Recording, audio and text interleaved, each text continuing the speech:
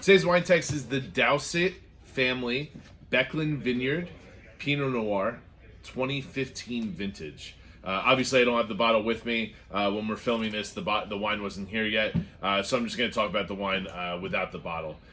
Just reference, big bright purple label, can't miss it. It's made by a pretty small family who started in the wine business in the early 1980s, where they started with buying a vineyard site, one of the actual oldest vineyard sites within Oregon.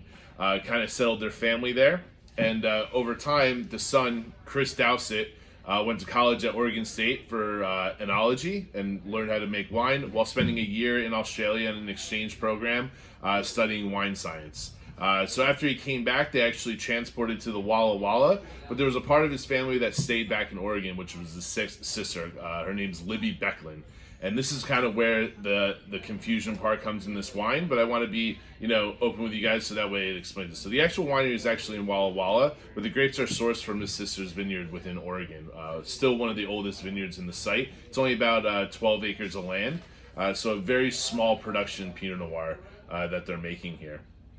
The grapes themselves are 100% Pommard Burgundy clones, which means they took the buds from one of the finest areas within Burgundy and transported them, all controlled scientifically to keep them alive and to make sure that the quality of the grapes that are being, or the vines that are being planted within Oregon are as good as the vines that are being planted in Pommard.